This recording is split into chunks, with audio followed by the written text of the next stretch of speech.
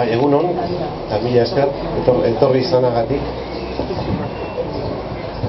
Patxik esan duan bezala, ni ez naiz, liburu honen idazlea, eta orduan egia esan oso atsegina etzaidan suplantazio bat egitera nator. Egilea Mikel Atza Fresnes Paris ondoko kartzelan dago, eta ezin izan du etorri.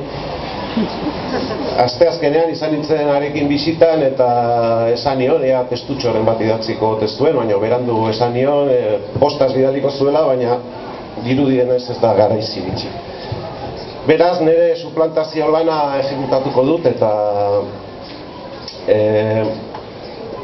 Mikel Atzarekin lotzen nauen harreman afektiboaz gain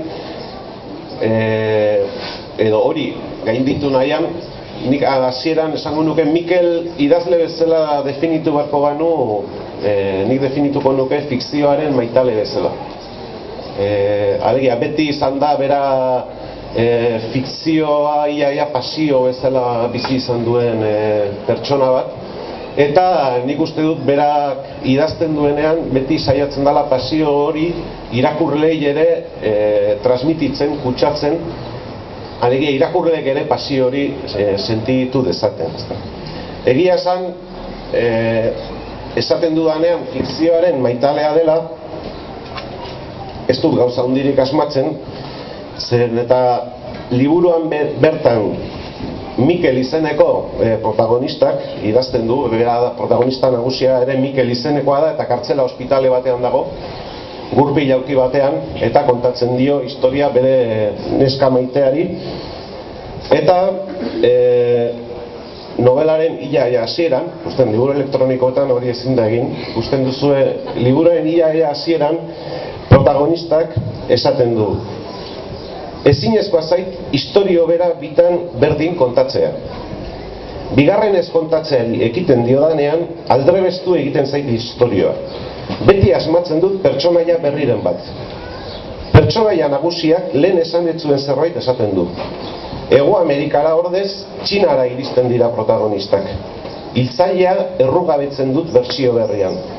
Hasieran emakumezkoa zena gizonezko bihurtzen da.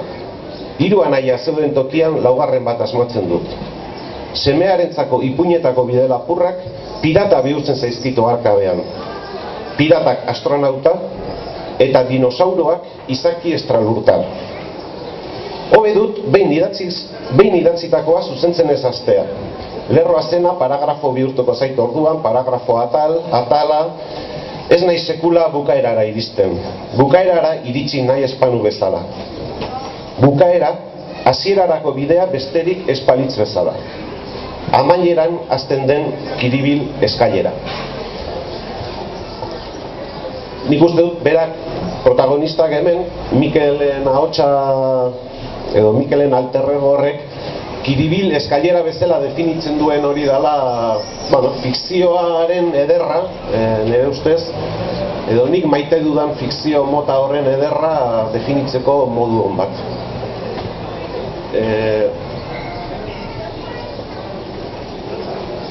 Ikusi ezkero, trama gutxi trama edo ari nagusia kontatu dizuet zein dan abiapuntuko egoera, azala ikusita ere, badirudi errealismo gordineko novela baten aurrean gaudela, ezta? Eta niri ez zait inola ere iruditu horrelakoa. Alegia, nik uste dut, Mikelek bere alterrego hori, bere burua nolabait esateko gurpil jauki batean ezartzen badu, bera espaitago gurpil jauki batean, dala ez errukia sortzeko edo gauzak muturrera eramateko, baizik kontatu nahi duen historiarako eta planteatu nahi duen ari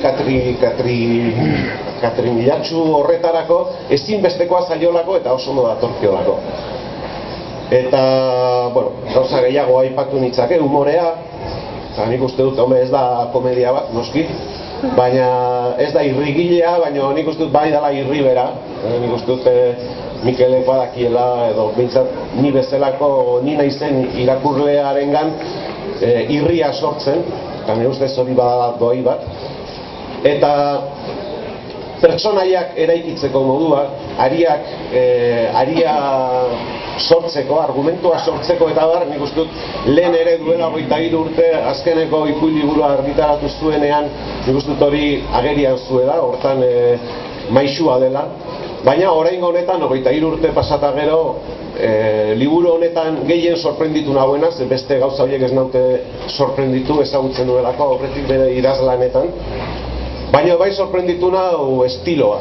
Nik uste dut askoz estilo helduagoa, nolabait esago idaztankera umotua ageri duela novela honek nire sorpresarako, badirudi azkeneko 23 urtetan literatura idatzi eta idatzi bidela, bintzat hori da niri liburuak eman didan impresioa.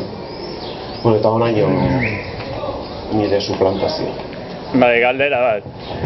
A ber, Jokin Uriainek ez dago etxean bere liburuan kokatzen du kartzelan idazten dan literatura 3 parametrotan, ez? Bata da iesa, bestea ametsa eta bestea esperantza.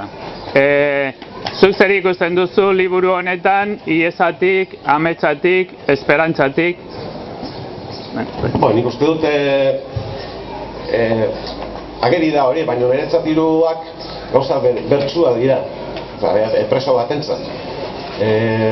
Eta kuriosoa da, baina berak asmatzen dituen pertsonaia, bigarren mailako pertsonaietako batzuk, niretzat ederrak direnak guztiak, pertsonaia sekundarioak edo bigarren mailakoak, hain zuzen, bi horiek dira, gauza ezinezkoa absurdo bat, baina dira, beste preso bat ere, kartzela ospitalean dagoena, eta erizain bat, erizain emakume bat, Beronik eta Dimitri.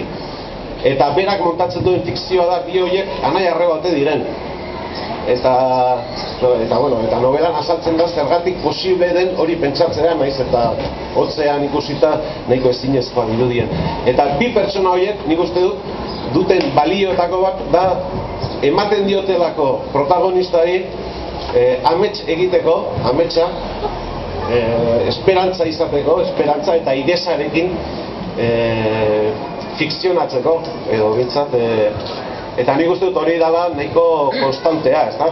Jokin Urain, ez dut irakurri Jokin Urainen liburua, baina arrazoia duela, nik uste dut kartzelan dagoenarentzat, eta kartzelan oroar produzitu izan den, eta produzitzen den literaturan, ageriago edo ezkutuago, beti ageri direla ametsa, esperantza, igesa, baina ikusten ditut nahiko elementu beraren alderdi desberdinak, ez da, baina elementu beraren, baina hori ageri izan da nik uste dut kartzelako literatura konstante bezala, eta hemen ere ageri da.